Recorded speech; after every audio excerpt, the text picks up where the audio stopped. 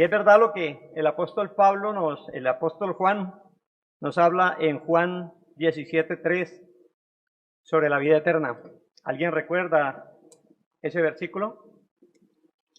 El versículo que nos dice cuál es el propósito del Evangelio de San Juan. ¿Ustedes recuerdan? Esta es la vida eterna, que te conozcan a ti, el único Dios verdadero, ¿y qué más? Y a Jesucristo, a quien tú has enviado, ¿verdad?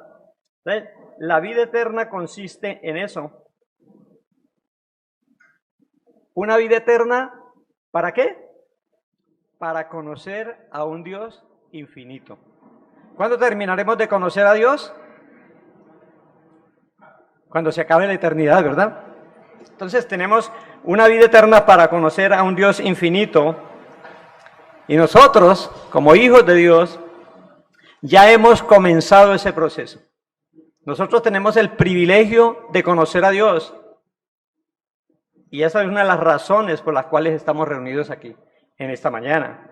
Para profundizar un poquito más, porque sabemos que tenemos vida eterna si cumplimos con lo que nos dice Juan también en el capítulo 3, versículo 36, que dice que el que cree en Jesús tiene vida eterna, mas el que no cree en Él, el juicio de Dios está sobre él.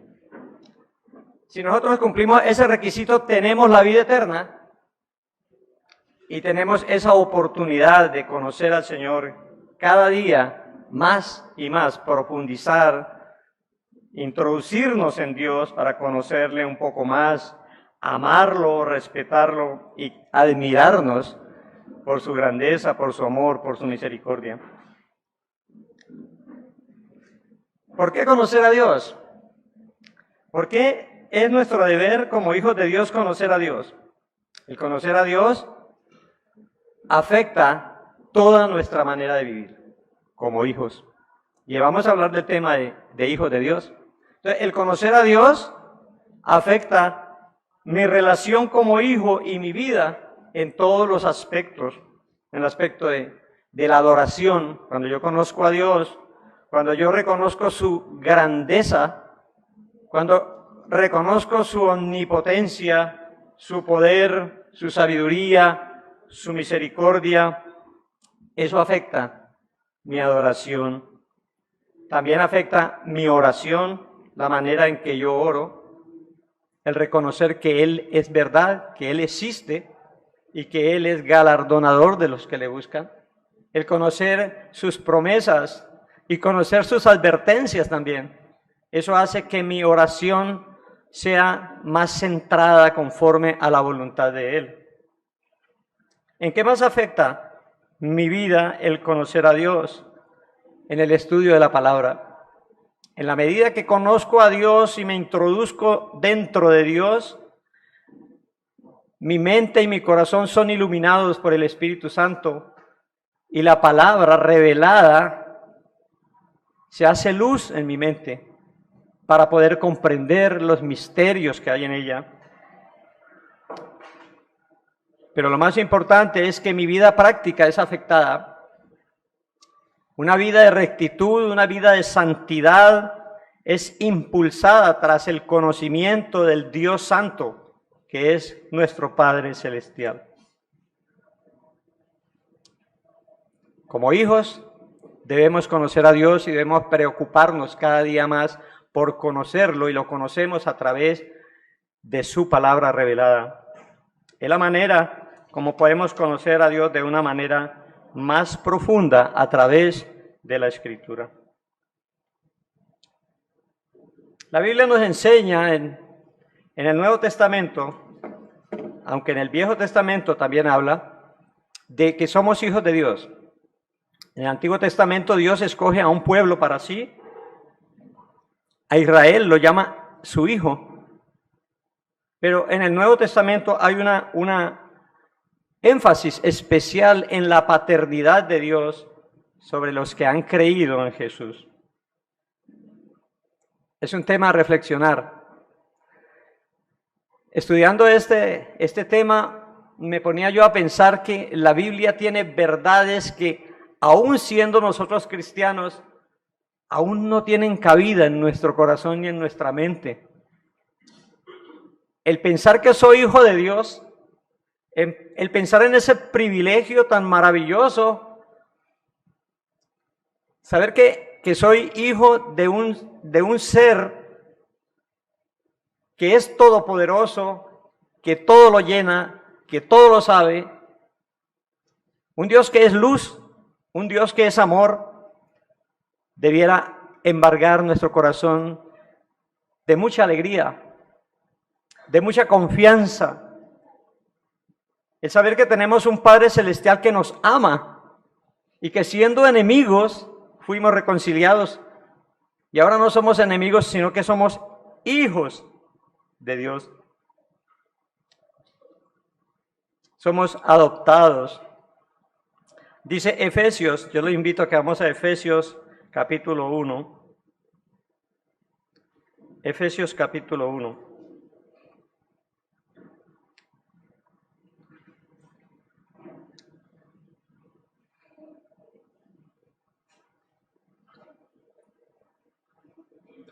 Versículos 4 y 5. Amén. 4 y 5 dice, hablando de Cristo, dice, según nos escogió en Él antes de la fundación del mundo, para que fuésemos santos y sin mancha delante de Él, en amor, habiéndonos predestinados para ser adoptados hijos suyos por medio de Jesucristo, según el puro afecto de su voluntad. Entonces, ¿cómo es que somos adoptados? ¿Desde cuándo? ¿Desde antes de la fundación del mundo? ¿Se puede usted imaginar que usted ha estado en la mente de Dios desde antes de la fundación del mundo? Que fuimos predestinados por medio de Jesucristo, por el puro afecto de su voluntad, porque le plació escogerme. Y yo me pregunto a veces, ¿por qué a mí? ¿Por qué no al vecino, que era mejor persona que yo, que es mejor persona que yo? Pero se fijó en mí, en lo más vil y menospreciado, como dice la Escritura, para adoptarme como su hijo por el puro afecto de su voluntad, porque me había predestinado desde antes de la fundación del mundo. Es para reflexionar esto, hermanos. Es para pensar y para glorificar a Dios por esa gracia maravillosa que nos ha concedido al adoptarnos. La Biblia sabemos que es una revelación progresiva de Dios, una revelación que se ha ido dando en el transcurso de la historia de la salvación, y que el clímax de esa revelación la encontramos en el Nuevo Testamento. La cúspide de esa revelación la encontramos en el Nuevo Testamento, que nos presenta a Dios como nuestro Padre. Dios en el Antiguo Testamento y en el Nuevo Testamento es el mismo. Sus mismas características, su misma esencia, sus mismos atributos, porque Dios no cambia. Pero en el Nuevo Testamento hay un cambio en cuanto a la revelación, ya que se nos presenta a Dios como nuestro Padre Celestial.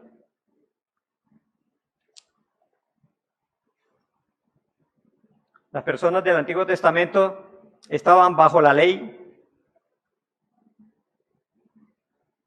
estaban bajo el pacto de obras, y nosotros estamos ahora bajo la gracia, y somos llamados hijos. Dios en el Antiguo Testamento, su nombre, como Él se expresa, el nombre oficial de Dios era Yahvé o Jehová, el Señor, el Santo, el separado, alejado del hombre por su pecaminosidad. El hombre tenía que hacer muchos sacrificios para ser acepto delante de la presencia del Señor. Dios era mirado como un juez y la religión del Antiguo Testamento consistía en el temor a Jehová. Había que temer a Jehová. La pregunta mía es, ¿ahora no? Ahora hay que temer a Jehová. Pero no con ese temor que se tenía antes, porque sabemos nosotros que ya hemos sido justificados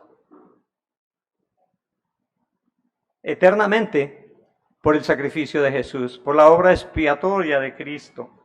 La religión oficial entonces del Antiguo Testamento estaba basada en el temor a Jehová.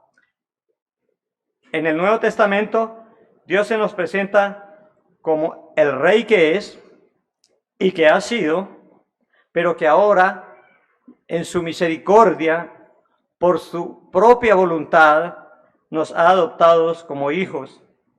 Ya no estamos en temor delante de Él, ya no tememos ser consumidos delante de su presencia, ya que podemos acercarnos al trono de la gracia confiadamente y decirle, Abba, Padre. Ahora somos herederos asegurados por la eternidad de que Él no nos abandonará y no nos dejará. Somos bendecidos y podemos confiar en Él. En el Nuevo Testamento las cosas han cambiado.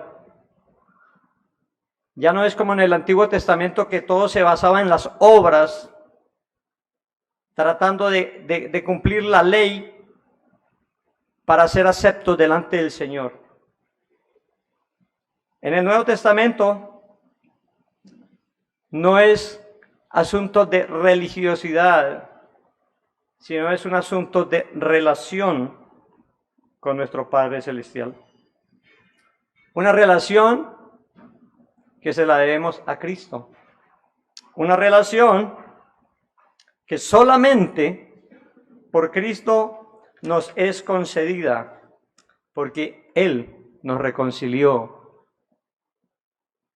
con Dios, con el cual teníamos enemistad. Amén. Estamos reconciliados con Dios. El Nuevo Testamento nos habla de dos cosas: de la justificación y de la adopción. Y algo importante que me llamó la atención en el estudio es lo siguiente: el autor asevera que la adopción es el privilegio más grande que la justificación. Siempre se ha centrado el estudio reformado, empezando por Lutero, empezaba a hacer énfasis en la justificación. El autor nos dice, y no sé si ustedes, para que lo piensen, si están de acuerdo, que la adopción es un privilegio más grande que la justificación. ¿Cómo así? Pero que la justificación es importantísima. No quiere decir que no sea importante. La justificación es la base para ser adoptados. ¿Qué quiere decir esto? Que sin justificación no hay adopción. Pero es un privilegio, ¿por qué? Porque ahora tenemos un Dios que es nuestro Padre. Antes en el Antiguo Testamento se consideraba a Dios como un juez. Como les dije, Dios no cambia, sigue siendo juez. Pero la relevancia está en que Dios en el Nuevo Testamento es un Padre amoroso que busca cuidarnos, protegernos, tenernos a su lado. Ha dado a Cristo por nuestros pecados en su misericordia y en su amor. Y no exige nada de nosotros, porque nada podemos dar, porque no tenemos nada que ofrecer, sino nuestra pecaminosidad. Entonces, es mayor la adopción, porque podríamos tener a un juez que nos perdona, que nos condona la violación de la ley, pero seguiría siendo un juez con el cual no tendríamos ninguna relación, ¿verdad? Un juez da un veredicto favorable a un convicto y el convicto sale, pero no tiene ninguna relación con el juez. Eso es en la vida real, ¿verdad? Ahora, ¿qué pasa con Dios? Dios es juez, ha juzgado, pero ha juzgado a través de Cristo. Nos ha imputado su justicia y ahora nosotros hemos sido adoptados por la obra de Cristo y hemos sido exonerados de toda la ira de Dios. Y para complementar, Dios nos ha adoptado como Padre. Ahora podemos ver a Dios como nuestro Padre. Por esa razón, dice el autor, que la bendición más grande que la justificación es la adopción. Aunque la adopción, como le vuelvo y repito, es la base primordial para ser adoptados. Si usted no ha sido justificado, si sus pecados no han sido perdonados, si usted no ha creído y no se ha arrepentido, no cumple. No califica para ser hijo de Dios según la palabra, ¿no? La adopción es segura, es eterna. Romanos 8:35. ¿Qué nos dice Romanos 8:35?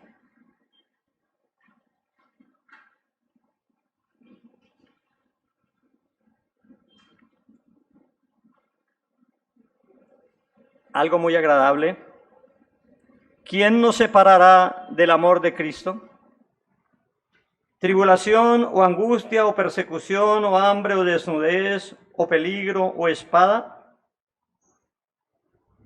¿Quién nos podrá separar del amor de Cristo? Tenemos una adopción por toda la eternidad. Dios será nuestro Padre para siempre. Tenemos una familia, somos los hijos de Dios, somos el pueblo de Dios, pertenecemos a la familia de Dios y nos espera una herencia incorruptible en los cielos. Amén. Debe llenarnos de gozo esto. Debe ponernos a latir nuestro corazón, entender la grandeza del amor y de la misericordia de nuestro Dios, que siendo enemigos nos ha reconciliado con Él y nos ha dado el honorífico título de hijos de Dios. ¿Puede usted comprender eso? ¿Podemos asimilar esto? Esa verdad espiritual tan grande, que somos hijos de Dios, coherederos con Cristo. Es más, Cristo nos trata como sus hermanos. ¿Y quién es mi madre y mis hermanos? Ustedes son mi madre y mis hermanos. ¿Sí? Cuando resucita le dice a María, le dice, vea a mis hermanos y dile que mi Dios y vuestro Dios. ¿Usted puede considerarse un hermano de Jesús? Un hermano del Hijo de Dios. Dios nos llama hermanos, nos hace partícipes de la familia divina y por consiguiente debemos ser imitadores de Cristo.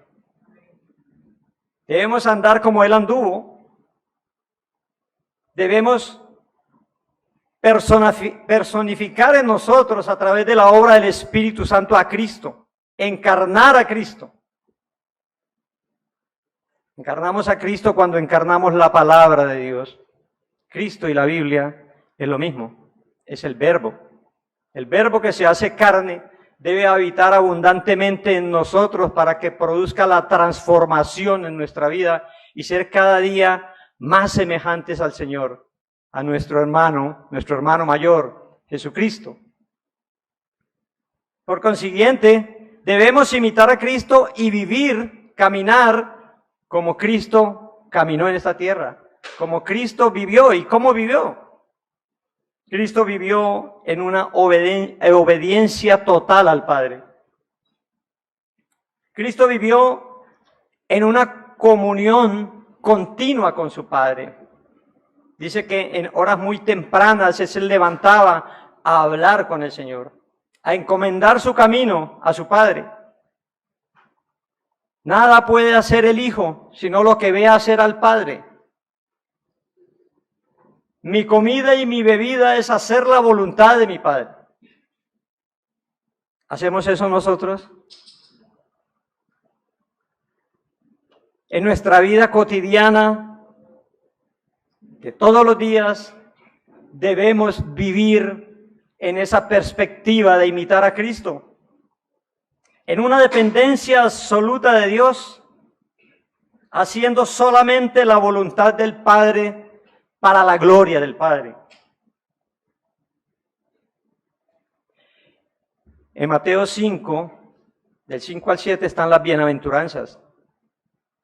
Y estas bienaventuranzas reflejan el carácter que debemos tener nosotros como hijos de Dios. Es el código real que debe regirnos. ¿Cómo debemos ser? ¿Cómo debemos vivir? ¿Cómo debemos orar? ¿Cómo debemos perdonar? ¿Cómo debemos depender de Dios? Yo los invito, hermano, a que miremos las bienaventuranzas, que hagamos un estudio de ellas, que profundicemos y que evaluemos nuestra vida como hijos del reino si tenemos alguna de esas características que menciona allí el Señor en su sermón, el Sermón del Monte.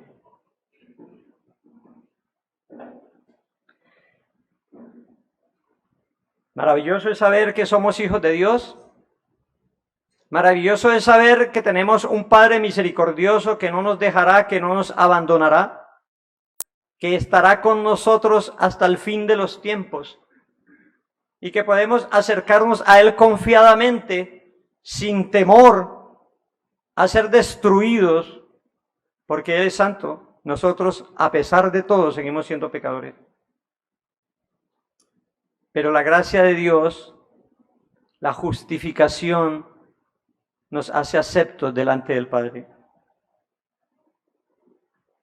¿Maravilloso? Es maravilloso entender esto, pero es más maravilloso aceptarlo en nuestro corazón. Muchas verdades de la Biblia, aún en mí, hablo de manera personal, no caben en mi corazón. Y yo me hago preguntas. Yo digo, yo sé esto y lo entiendo muy bien, pero verdaderamente lo creo. Verdaderamente yo podría dar mi mano derecha porque esta es la verdad. Podría perder la cabeza por esta verdad. Sé que la palabra es verdad, pero aún no tiene cabida en mí. Y por eso debemos clamarle a Jesús, ayuda a nuestra incredulidad. Porque somos incrédulos. Señor, danos más fe, el don de la fe, para creer. Y danos el poder para caminar con rectitud, en santidad, imitando a nuestro hermano mayor Jesucristo. Amén. ¿Qué concluimos de todo esto? Yo saqué una conclusión y dice así: el mayor regalo que Dios nos ha dado es Cristo y su Evangelio, por medio del cual podemos tener el privilegio de ser hechos hijos de Dios. Amén. Espero, hermano, que esta enseñanza quede grabada en cada vida. Que esta enseñanza nos llene de confianza, de gozo, de fortaleza espiritual. Que nos dé ánimo para continuar adelante en este mundo lleno de conflictos, sabiendo que tenemos un Padre que está atento a nosotros. Si hay cualquier duda, cualquier pregunta, me pueden buscar después del culto al pastor, a los diáconos, al anciano Mario, para aclarar cualquier duda. Amén. Vamos a orar. Amantísimo Dios y Padre, te alabamos por tu gran misericordia, por tu amor. Gracias por haber enviado a Cristo para reconciliarnos contigo. Ya no somos más enemigos tuyos, Señor, sino que tú nos has amado desde antes de la fundación del mundo. Nos has traído a Cristo y Cristo nos ha salvado, Señor, con su vida muerte y resurrección, dándonos vida eterna, y nos has adoptado como tus hijos, como herederos. Somos de la familia real de Dios. Señor, y podemos acercarnos a ti confiadamente, clamando, Abba, Padre, Papito Dios, sabiendo que tú tienes cuidado de nosotros y que tú te compadeces de nosotros, sabiendo que somos seres pecadores, que somos débiles, que te fallamos, Señor, pero tú eres grande misericordia y perdonador. Padre, gracias por tus palabras de ánimo, gracias por la Biblia, gracias por las promesas que tienes para tus hijos, gracias por la bendición que hay para todos nosotros.